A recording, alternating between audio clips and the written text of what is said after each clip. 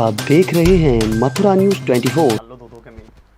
नमस्कार, स्वागत है आपका मथुरा न्यूज 24 में और मैं हूं आपके साथ आकांक्षा शर्मा। नमस्कार, मैं हूं आपके साथ बलराम शर्मा। आज बात करेंगे जगन्नाथ जी की। जिस तरीके से कहा जाता है कि जगन्नाथ भगवान 16 दिन के लिए आइसोलेशन में चले जाते हैं। जी हाँ, वाकई में आइसोलेशन उसे इसलिए कहते हैं क्योंकि भगवान 16 दिन के लिए अपने गर्भगृह में बंद हो जाते हैं, भक्तों को दर्शन नहीं देते हैं। इसका मुख्य कारण है, वैसे तो लोग कहते हैं आकांक्षा जी, कि उनको बुखार आ जाता है। जो जगन्नाथ में, जहाँ जगन्नाथपुरी है, वहाँ पर उनकी जो भाषा होती है, उस भाषा के हिसाब से अगर कहा जाए तो जौर बोलते हैं। वो जौर कहते हैं बुखार को, तो उनको बुखार आ जाता है। इसलिए उनको आकांक्षा जी 15 दिन के लिए, 15 से 16 दिन के लिए आइसोलेशन में रखा जाता है। और इस बुखार आने का कारण भी एक बहुत तरीके से साफ किया हुआ है। कभी आपने और हमने भी देखा होगा, हम अगर यमुना जी या फिर गंगा जी या जगह जगह झरना जैसी चीज़ों पर हम जाते हैं नहाने के लिए, और तो छोड़िए जब हम वाटर पार्क जाते हैं स्नान करने के लिए, नहाने के लिए, मस्ती करने के लिए, तो उस मस्ती में पानी से थोड़ी सी तबीयत खराब हो जाती है, क्योंकि पानी लोगों को थोड़ा कम सुहाता है, बहुत से लोगों को तो तबीयत खराब हो जाती है। तो इसीलिए होती है क्योंकि आज जब जल यात्रा प्रारंभ करते हैं, तो क्योंकि जगह जगह हर जगह अलग अलग है, तो हमारे वृंदावन में कालिंदी स्वयं बहती है, तो यमुना जी का जल ले लेते हैं और जगन्नाथ जी को स्नान कराया जाता है। बड़ा भव्य स्नान होता है। पाइप की विडिंग ऊपर से बनाई जाती है, उसमें छेद करके एक झरना टाइप का बनाया जाता है। दृश्य बहुत ही सुंदर होता है, उसे सहस्त्र धारा कहा जाता है। वाकई में बहुत अद्भुत नज़ारा होता है। आप चंद सेकंड के लिए, जो मेरी स्क्रीन पर हैं, जो हमारे एडिटर हैं, मैं उनसे ज़रूर कहूँगा कि चंद सेकंड के लिए उस जगह ज़रूर दिखाएं कि वो जो सहस्त्र धारा का जो स्नान कराया जाता है, उसका जो दृश्य है वो मनोहारक होता है।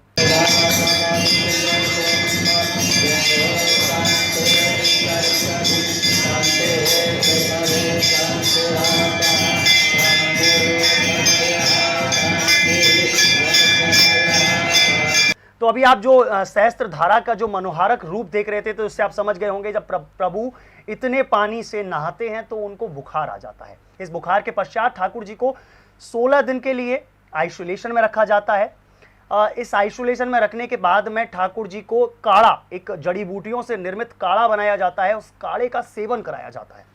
आकांक्षा जी, बहुत अद्भुत नज़ारा होता है। बलराम जी, एक बात मैं बोलना चाहूंगी यहाँ पर, सॉरी मैं आपको डिस्टर्ब कर रही हूँ जी। हमारे दर्शकों को एक चीज़ समझाइए। आपने जो बात बताई कि जो जल यात्रा होती है जिसमें भगवान जी को स्नान कराया जाता है, थोड़ा सा हमारे दर्शक कंफ्यूज हो रहे होंगे कि भगवान जी भी बीमार हो जाते हैं और 16 दिन के लिए, बलराम जी ने एक शब्द निकाला, आइसोलेशन में चले जाते हैं, तो उसके बारे में थोड़ा अजीब नहीं लगता कि भगवान भी बीमार हो जाते हैं और उनको भी जड़ी बूटियों का काढ़ा देकर उन्हें सही किया जाता है? तो इस बात के लिए थोड़ा दर्शकों को जरा डिफाइन कीजिए, उनको बताइए कि किस तरह से वो बीमार हो जाते हैं, क्योंकि मुझे तो थोड़ा अजीब लग रहा है, शायद हमारे दर्शकों को भी लग रहा हो।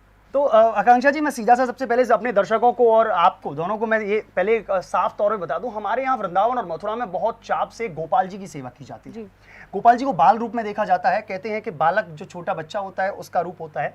गोपाल जी के लिए हम ये भी कहा जाता है कि बहुत टिपिकल सेवा होती है इनकी, क्योंकि वाकई में उनकी नीड बहुत है। सुबह उनको उठाना है, जगाना है बड़े लाड़ से, जैसे हम अपने बच्चे को जगाते हैं। उसके बाद में फिर उनका सबसे पहले चाय या दूध का उनको सेवन कराया जाता है, फिर उनको धीरे से स्नान कराया जाता है। और हमारे वृंदावन में तो एक परंपरा बड़ी अजीब है।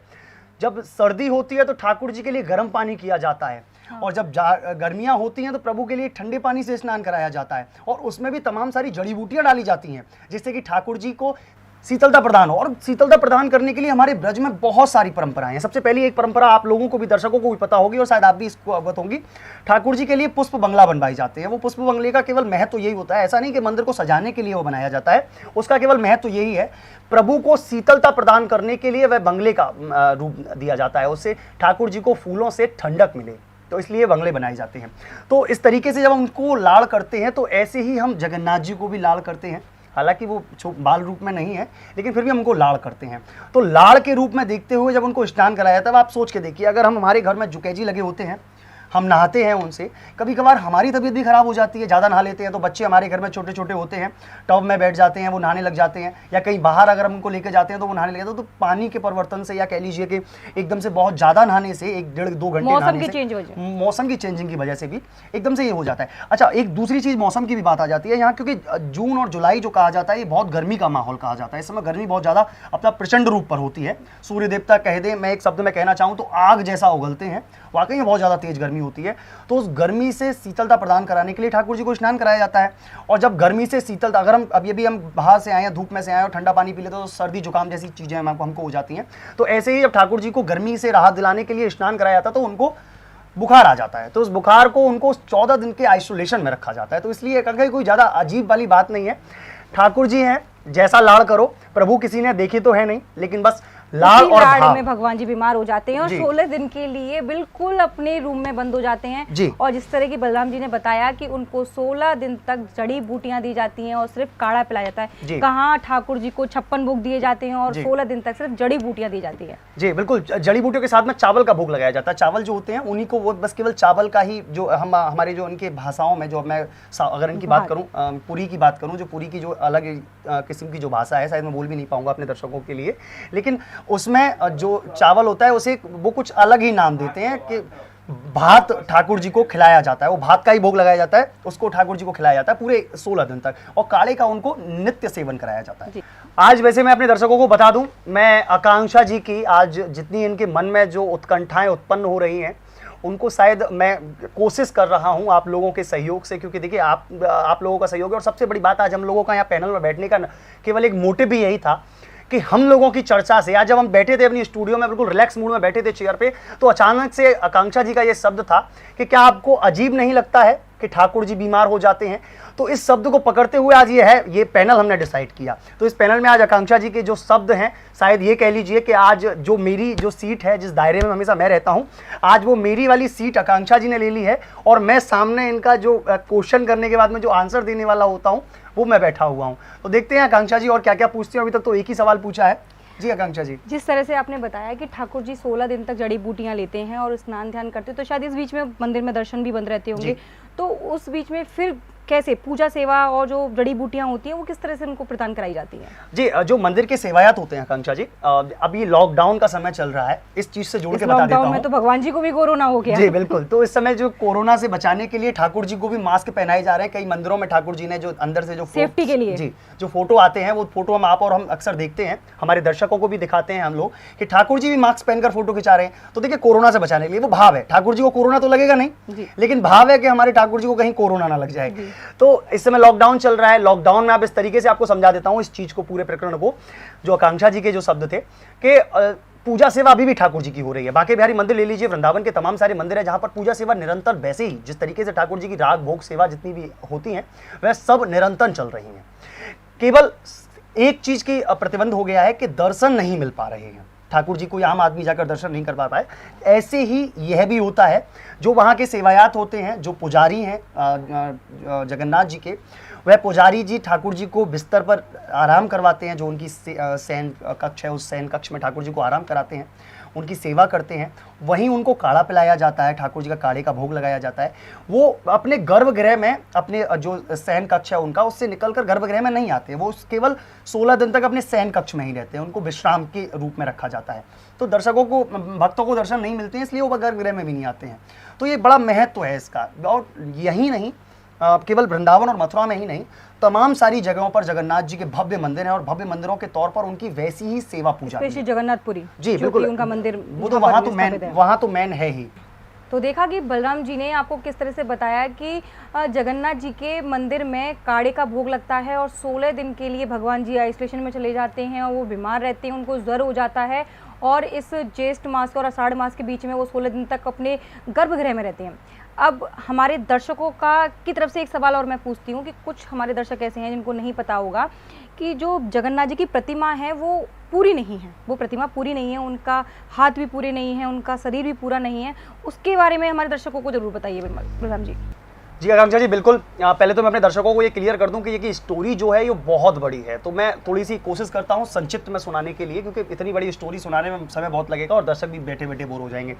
बहुत अच्छी सी इसकी कहानी, आपने बिल्कुल सही सवाल किया कि जो ठाकुर जी की जो मूर्ति है, सबसे पहले तो ये काठ की क्यों बनाई जाती है। वाकई में ये क्वेश्चन मेरे दिमाग में भी आया था, तो मैंने इसका अध्ययन किया कि ये वाकई में है क्या। तो सबसे पहले तो इसको काट के बनाया जाता है, क्योंकि अलग हम देखें प्रतिमाएं अगर हम देखें जगह जगह मंदिरों के दर्शन बहुत करने जाते हैं, मनोहारक होती हैं, बहुत सुंदर होती जी हैं। बिल्कुल बिल्कुल, जिनको देखकर लगता है शायद मंदिर में से जाने का मन नहीं करता। बिल्कुल, लेकिन एक अगर इसका रीजन देखें तो हम अलग अलग मंदिरों में जाते हैं, वहाँ पीतल की प्रतिमा मिलती है, अष्ट धातु की प्रतिमा मिलती है, पत्थर की प्रतिमा मिलती है, मार्बल की प्रतिमा मिलती है, तमाम सारी चीज़ों की, लेकिन शायद लकड़ी की प्रतिमा बहुत कम जगह पर दिखाई देती है जी। तो जो लकड़ी की प्रतिमा है उसका भी एक अलग महत्व है। लेकिन सबसे पहले आपने जो क्वेश्चन किया कि वाकई में ये जो लकड़ी की प्रतिमा आधी अधूरी सी क्यों बनी है, इसकी कहानी है जो पुरी के राजा थे, उन राजाओं को रात में एक सपना आया। कहानी है ये एक पूरी, उनको रात में सपना आया, ठाकुर जी ने स्वयं उनको सपना दिया और सपना देकर ठाकुर जी ने इच्छा प्रकट करी कि मैं पुरी में अपना वास चाहता हूँ, मतलब रहना चाहता हूँ, मैं यहाँ मंदिर बनवाना चाहता हूँ, दर्शक अपने जो भक्त हैं मेरे उनको दर्शन देना चाहता हूँ। लेकिन आपने अक्सर देखा होगा कि हर जगह प्रभु श्री कृष्ण जी की, क्योंकि जगन्नाथ जी श्री कृष्ण के ही अवतार हैं, जो जगन्नाथ जी के जो सीधे हाथ की तरफ जो बैठे होते हैं उन्हें भगवान बलराम बलदाव जी जो हम कहते हैं, ब्रज के राजा जो बताते हैं बलदाव जी, वह कहा जाता है। उनके यहाँ अगर हम पुरी की बात करें तो बलराम जी के नाम से उन लोगों को ना पहचान पाएँ उनको बलभद्र जी कहा जाता है, वहाँ बलभद्र जी के नाम से बलराम जी को जाना जाता है।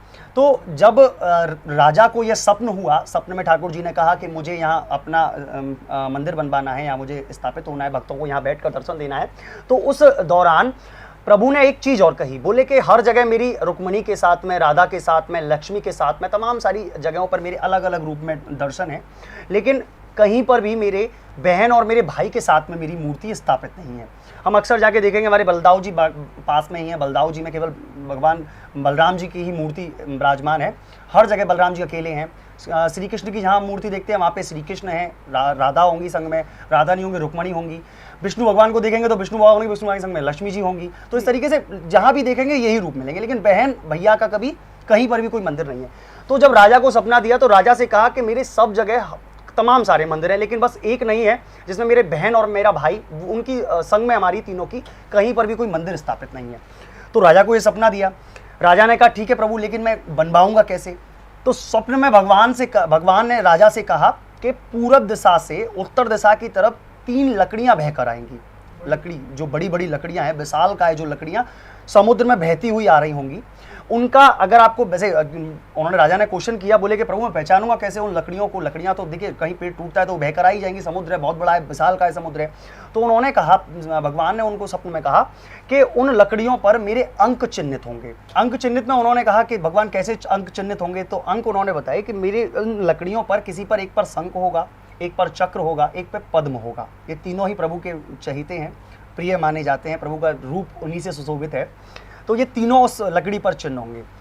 और फिर उसने राजा ने उनसे क्वेश्चन किया, बोले प्रभु मैं ले तो आऊँगा उन लकड़ियों को, लेकिन उनको मूर्ति बनाएगा कौन? उनको आपका स्वरूप कौन देगा? तो उन्होंने कहा आप लकड़ी लेकर के आओ, वो आपको स्वतः ही मिल जाएगा, जो बनाने वाला है वो आपको स्वतः ही मिल जाएगा। उन्होंने कहा ठीक है। उन्होंने अपने जो सैनिक थे, राजा ने सुबह जब वो उठा, उसकी नींद खुली तो उसको सपने का याद था कि मुझे ठाकुर जी ने ये सपना दिया है। तो उसने सुबह सुबह अपने जो दास थे, जो अपने सिक्योरिटी गार्ड थे, हमारे यहाँ अब इस समय सिक्योरिटी गार्ड कहा जाता है, सैनिक जो थे उनके, तो वो सैनिक उन्होंने भेजे, बोले जाकर देख के आओ समुद्र के उस दिशा में। जैसे उन्होंने जिस तरीके से उन्होंने बताया कि पूरब से उत्तर की तरफ जो लकड़ियाँ बहकर आ रही होंगी, तो उन्होंने भेजा। तो वाकई में 3 लकड़ियाँ वहाँ से बहकर समुद्र में आ रही थी। उन लकड़ियों को उठाकर, विशाल काय लकड़ियाँ थी वह, तो उन लकड़ियों को उठाकर वह राजा के पास लेकर के आए, महल तक लेकर के आए। उनके जो गए थे जो सेनापति और सैनिक, तो लाकर उन्होंने कहा कि ठीक है अब लकड़ी तो आ गई, अब उनको बनवाएगा कौन? तो बनवाने के लिए उन्होंने क्या किया, उन्होंने नगर में ढिढोरा पिटवाया। बोले कि जाके पूछ के आइए कि लकड़ियों को मूर्ति में ढाल कौन अच्छा सकता है, कौन अच्छा कारीगर हमारे नगर में है। तो एक काफ़ी वृद्ध एक व्यक्ति थे जो कि एजिड थे काफ़ी, वह आए। उन्होंने कहा मैं बना तो लूँगा, लेकिन राजन मेरी एक शर्त है। उस जो लकड़ी का काम करने वाले जो व्यक्ति थे उन्होंने अपनी शर्त रखी। राजा बोले कि बताइए कैसी शर्त है, आप मुझे शर्त बताइए। बोले कि जिस जगह मैं इस लकड़ी से मूर्ति में परिवर्तित करूँगा इस जगह को, इस लकड़ियों को, उस जगह ना तो कोई व्यक्ति आएगा, जब तक मैं वहाँ पर मूर्तियों को बनाऊंगा जब तक कोई अंदर प्रवेश नहीं करेगा, ना मुझे कोई बनाता हुआ देखेगा, ना मुझे कोई बनने से सुनेगा, मतलब कुछ भी उनसे देखेगा नहीं, मतलब मेरे दूर दूर से कोई वास्ता नहीं रहेगा। मैं इनको जब मूर्ति में परिवर्तित कर दूंगा तो मैं स्वतः ही आपके पास आ जाऊंगा और आपको मूर्तियों को सौंप दूंगा। राजा ने कहा ठीक है, कोई परेशानी नहीं है, आप करिए। उन्होंने एक अपना महल दे दिया, बोले कि इस महल में आप बनाइए और आराम से रहिए, यहीं खाने पीने की पूरी व्यवस्था कर दी उन जो बुजुर्ग व्यक्ति थे उनके लिए। लगातार काम चलना स्टार्ट हुआ। 1 से 2 महीने काम चल रहा था, करीब 1-2 महीने तो आवाज़ आई खटपट की, जैसे हम लकड़ियों का काम अपने घर में कराते हैं तो हथौड़ी, छेनी, कुछ सूए हुए लकड़ियों को छीलने की, काटने की आवाज़ें आती हैं, तो आवाज़ें 1-1.5 महीने तक तो आईं। उसके बाद में आवाज़ें आना बंद हो गया, तो राजा बड़े चिंतित हुए, बोले कि एक तो इतना समय हो गया, 2 महीने करीब बीत गए, 2 महीने से कोई सूचना नहीं आई है, प्रभु कैसे हैं अंदर, हमने तो एक ही बार खाना पाना वहाँ जो भी खाने पीने की जो सामान थी वो वहाँ रखी है, कहीं ऐसा तो नहीं कि वो उनकी मृत्यु हो गई हो, वो नहीं रहे हों इस दुनिया में, मूर्ति कैसे बन रही होंगी। तो पहले उन्होंने वैसे ही जो उनके जो सेवक थे उनको भेजा, बोले कि सुन के आइए, शायद कुछ अंदर आवाज़ें आ रही हों। तो वो गए अंदर, उन्होंने सुना तो कोई आवाज़ें नहीं आ रही थी, दूर से सुनना उन्होंने कान लगा के कि कोई आवाज़ें नहीं आ रही हैं। तो राजा ने अपना पूरा पैनल बुलाया, जो राजा की जो सभा होती थी, उन्होंने सभा घटित की। सभा घटित में उन्होंने प्रस्ताव रखा कि अब आवाज़ें तो नहीं आ रही हैं, क्या हम लोगों को जाकर वहाँ देखना चाहिए। जो उनके गुरु होते थे, राजगुरु जिन्हें कहा जाता था, उनसे सलाह मशवरा किया कि क्या हमको अंदर जाकर देखना चाहिए कि वाकई में मूर्तियाँ बन चुकी हैं, या वो जो वृद्ध थे वो उनकी आयु पूर्ण हो चुकी थी, क्या वो है मृत्यु हो गई उनकी। तो वहाँ पैनल ने कहा, बोले कि बिल्कुल स्वाभाविक सी बात है राजन, आपको एक बार जाकर जरूर देखना चाहिए, क्योंकि पता नहीं, एक तो पहले से ही बुजुर्ग थे, हो सकता है कि शायद उनकी मृत्यु हो गई हो। तो इसको लेकर राजा अपनी पूरी प्रजा के साथ और टीम के साथ में वहाँ पहुँचे। पहुँचने के बाद में सबसे पहले सर्वप्रथम उन्होंने जैसे ही गेट खोला, राजा को उसका स्मरण था कि उन्होंने मुझे वचन दिया था कि कोई अंदर प्रवेश नहीं करेगा। जैसे ही उन्होंने गेट खोला, जो महल का जो गेट था जिसमें साधु बना रहे थे उस पूरी मूर्तियों को, गेट खोला तो वहाँ दृश्य देखकर पूरी जनता जो उनके साथ में गए थे, राजगुरु जो वहाँ थे, राजा थे, वो भौंचक के रह गए। हमारे ब्रजभाषा में भौंचक का कहते हैं किसी भी चीज़ को आश्चर्यचकित होकर देखना, उसे हमारे यहाँ ब्रजभाषा में भौचकित कहते हैं। तो वो एकदम आश्चर्यचकित हो गए, आश्चर्यचकित होकर बड़े निहार के देखने लगे, बोले क्या दृश्य है। वो दृश्य कुछ ऐसा था कि एक बगुला, जो बगुला होता है, पूरा सफ़ेद बगुला और काफ़ी विशालकाय बगुला वहाँ बैठा हुआ था और अपने ही रक्त से भगवान जगन्नाथ की आँखों में रंग भर रहा था। लाल कलर का जो रक्त था अपना, लाल लाल आँखें भगवान की बना रहा था, मतलब डिज़ाइन अपने रक्त से करा था। उस दृश्य को देखकर सब एकदम बहुचकित रह गए कि ये क्या हुआ, ये क्या है, ये दृश्य क्या है। तो इतने में राजा को, क्योंकि उसने वादा किया था कि आप देखोगे नहीं, मुझे कोई अंदर प्रवेश नहीं करेगा, तो उस बगुला ने पहले तो एक देव का रूप धारण किया, क्योंकि वो स्वयं विश्वकर्मा जी थे जो मूर्ति बनाने के लिए वहाँ आए थे। तो उन्होंने पहले तो देव का रूप धारण किया और कहा राजा से कि राजन, मैंने आपसे मना किया था कि आप प्रवेश नहीं करेंगे, मैं खुद स्वयं आपको सौंपने आ जाऊँगा मूर्ति, तो जब आपने इसका तोड़ दिया है तो मैं अब यहाँ से चला जाऊँगा। वो इतना कहकर ही वहाँ से अलोप हो गए, और अलोप होने के साथ में वो है जो मूर्ति थी वह अधबनी रह गई। मैं एक शब्द में कहना चाहूँ, वो अधबनी रह गई। जिनके अभी आप जगन्नाथ जी के हम दर्शन करते हैं, उनका सिर है, धड़ है, हाथ आधे हैं, ऐसे मुट्ठी सी बंधी हुई यूँ करके हाथ हैं।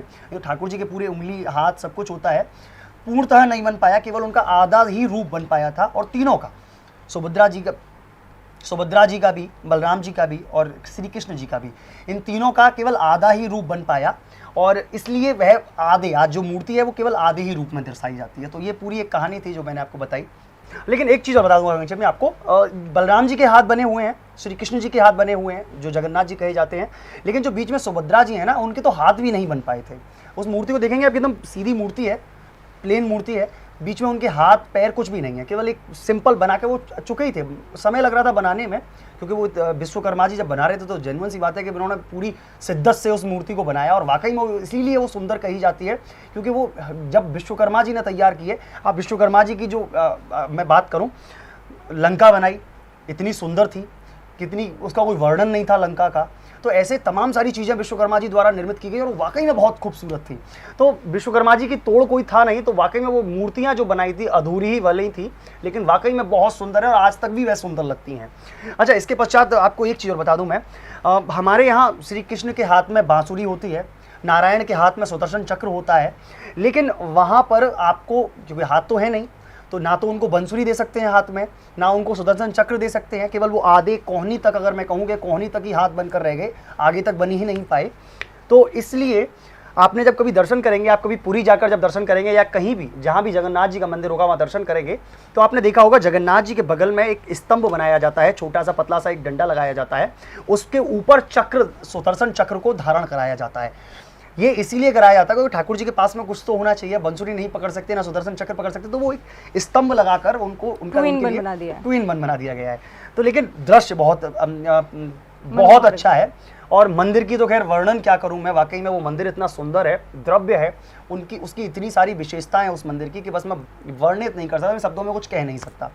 लेकिन आज भी करीब 8 से 12 साल या 14 साल के अंतराल में आज भी वहाँ का जो राजा हैं, वहाँ अभी भी राजा हैं, तो आज तक वहाँ राजा को स्वप्न आता है कि आप मेरी मूर्ति बनवाओ। वो 8 साल से लेकर 14 साल के पीरियड में बीच में कभी भी स्वप्न आता है राजा को और कहा जाता है कि आप मेरी दोबारा से मूर्ति बनवाओ, और स्वप्न में ही वह लकड़ी चिन्हित बताई जाती हैं कि उस पेड़ पर जाके बना लेके आइएगा, क्योंकि उस पेड़ पे शंख, चक्र और जो पद्म, उन तीनों की ही चिन्ह उस पेड़ पे आज भी मिलते हैं। और ये हर 12 या 13 या 14 साल में या 8 साल में इस मूर्तियों को परिवर्तित किया जाता है, चेंज किया जाता है, और जो पुरानी जो मूर्तियां होती हैं उन मूर्तियों को दोबारा से विसर्जित कर दिया जाता है समुद्र में। काफ़ी बार तो ये भी कहा गया है जब कुछ समय तक, अब तो खैर पेड़ों की लकड़ी मंगाई जाती है, पहले ऐसे ही समुद्र के थ्रू ही तैरती हुई लकड़ियाँ आती थी, लेकिन अब समय थोड़ा सा परिवर्तित हो गया है, तो ठाकुर जी पेड़ों में बताते हैं कि पेड़ों को कटवाया जाता है, लेकिन वहाँ चिन्ह होते हैं ठाकुर जी के, उसी पेड़ को अंकित किया जाता है। तो देखा कि सभी दर्शकों ने कि किस तरह से बलराम जी ने आपको जगन्नाथपुरी की पूरी स्टोरी बताई, कितनी अच्छी तरीके से उन्होंने समझाया कि वो प्रतिमा अधूरी क्यों है और क्यों वो पूरी नहीं बन पाई। विश्वकर्मा जी बना रहे थे लेकिन वो मूर्ति पूरी नहीं बन पाई। कुछ शायद भगवान की भी इच्छा अगर मानी जाए बलराम जी, तो हो सकता है कि क्योंकि भगवान की स्वयं जब मूर्ति बन गई थी, आधी अधूरी रह गई थी, तो राजा को बड़ा दुख। उन्होंने कहा कि मैंने ये बहुत बड़ी गलती कर दी, मैंने विश्वकर्मा जी को रोक दिया और यह मूर्ति का जो विग्रह ना तो ये पूरी बन पाई है, ना ठाकुर जी का अंग बन पाया है, जबकि मुझे ठाकुर जी ने खुद स्वप्न में आकर कहा कि मैं यहाँ आना चाहता हूँ, पुरी में आना चाहता हूँ। तो वहीं पर नारद जी स्वयं प्रकट हुए। नारद जी ने उनसे कहा कि यहाँ पर विश्वकर्मा जी को इन लकड़ियों को भेजने का भी जो पूरा प्रोग्राम था ये ठाकुर जी का था। इसके बाद में जो विश्वकर्मा जी को भेजा गया वो भी ठाकुर जी की मर्जी थी। आज जब यह आपने जो पट खोले हैं यह भी आपकी मर्जी नहीं थी राजन, यह भी मर्जी केवल ठाकुर जी की थी, उनको ऐसे ही रहना था। उसी दिन जब राजा फिर दोबारा अपने शयन कक्ष में जाकर जब विश्राम किया, फिर राजा को स्वप्न आया, तो राजा से प्रभु ने फिर कहा, बोले कि जितनी यह मेरी जो विग्रह है, जो जितनी बनी है, इतनी ही विग्रह को मंदिर में विराजमान कीजिए और मैं भक्तों को इसी विग्रह में दर्शन दूंगा। तो वाकई में अभी भी वो स्वयं ठाकुर जी नहीं कहा, ठाकुर जी की मर्जी क्या, वो ठाकुर जी नहीं खुद स्वयं कहा था। हाँ, तो वही मैं सभी दर्शकों को समझाने की कोशिश कर रही थी कि कुछ भी जो भी होता है वो बिना भगवान की मर्जी के नहीं होता है। तो जिस तरह से वो अधूरी जो प्रतिमा है, जो विग्रह, वो पूरा नहीं हो पाया, लेकिन बहुत ही सुंदर है, बहुत ही मनोहारक है, और कुछ वहाँ की ऐसी ऐसी सच्चाइयाँ हैं जिनको अगर आप सुनोगे तो शायद आप भी आश्चर्यचकित हो जाओगे कि वहाँ पर जो ध्वजा है वहाँ का, शायद मैंने भी सुना है, विपरीत दिशा में घूमता है, और कुछ वहाँ का जो भोजन बनता है वो कुछ मिट्टी के जो बर्तन होते हैं। आकांक्षा जी, एक चीज बता दूं मैं आपको, विश्व में सबसे बड़ी रसोई अगर कहीं कही जाती है तो वो पुरी में ही कही जाती है। विश्व की सबसे बड़ी रसोई, तमाम सारे ठाकुर जी के मंदिर हैं, जगह जगह बहुत अच्छी अच्छी जगह हैं हमारे भारत में, भारत के बाहर भी बहुत सारी जगह हैं, लेकिन सबसे बड़ी रसोई अगर पूरे विश्व की मैं कहूँ तो वो पुरी में ही होती है, और सबसे ज़्यादा भोजन भी पुरी में ही बनाया जाता है। वहाँ घड़े होते हैं, मैं घड़े का कैसे आपको वर्णन करूँ, बहुत विशालकाय घड़े होते हैं, उनमें एक के ऊपर एक रख के उनको चीज़ों को बनाया जाता है। अद्भुत दृश्य है। ठीक है, अभी बलराम जी से मेरा एक क्वेश्चन और है सभी दर्शकों की तरफ से। कितनी अपेक्षाएं लेकर बैठी हैं आज आप। क्या करें, अब आपकी सीट मैंने ग्रहण की है तो शायद मुझे भी कुछ निकालना पड़ेगा। तो मैं भी किसी विपक्ष से नहीं करता हूँ, लेकिन आज मुझे बारी पड़ी है। तो मैं सभी दर्शकों की तरफ से आपसे एक क्वेश्चन करना चाहती हूँ कि जो आपने 16 दिन के लिए उनको आइसोलेशन में तो भेज दिया और उनको जड़ी बूटियों का काढ़ा जो हमारे दर्शकों को बताया, उसके बाद फिर ठाकुर जी का 16 दिन के बाद फिर क्या लीला शुरू होती है, वो भी हमारे दर्शकों को बता दीजिए। जी बिल्कुल सही जवाब क्वेश्चन पूछा है कांक्षा जी आपने। वाकई में जब 16 दिन के लिए ठाकुर जी को आइसोलेशन में रख दिया जाता है तो उसके बाद में ना तो प्रभु, क्योंकि राजा कहे जाते हैं, राजा हैं, तो राजा अपनी प्रजा से पहले तो दूर हो जाता है, तो उसको चिंता लगी रहती है मेरी प्रजा किस तरीके से रह रही होगी, कोई उनको फिक्र तो नहीं है, कोई परेशानी तो नहीं है उनको, कोई दुख तो नहीं है उनको, तो राजा के मन में चलता रहता है। आज अगर हम अपने घर से कहीं दूर चले जाते हैं तो हमारी माँ, हमारे पापा जो होते हैं, हमारे पिताजी जो होते हैं, वह चिंता करते हैं बेटा अभी तक नहीं आया, 9 बज गए, 10 बज गए, माँ कहती है बेटे ने खाना खाया होगा, नहीं खाया होगा। तो ऐसे ही राजा भी प्रजा के लिए अपने बच्चों की तरह रखते थे, चलती आ रही है परंपरा।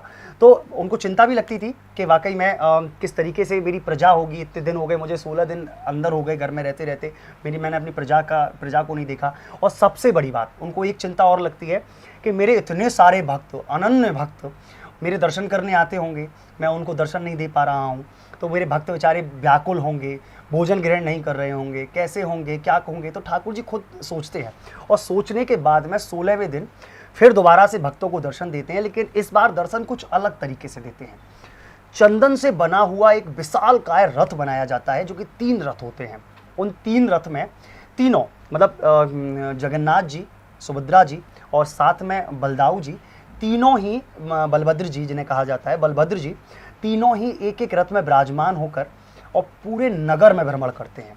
तो राजा नगर को देखते हैं। जी बिल्कुल, अपने नगर को देखते हैं कि मेरी प्रजा कैसी है। और सबसे बड़ी बात कि इतने दिन जब प्रजा, वैसे एक कहावत ऐसी भी कहते हैं कि प्रजा जब राजा के दर्शन करने के लिए, भक्त जब उनके दर्शन करने आते हैं तो वो बेचारे पटबंद मिलते हैं तो वो निराश होकर लौट जाते हैं।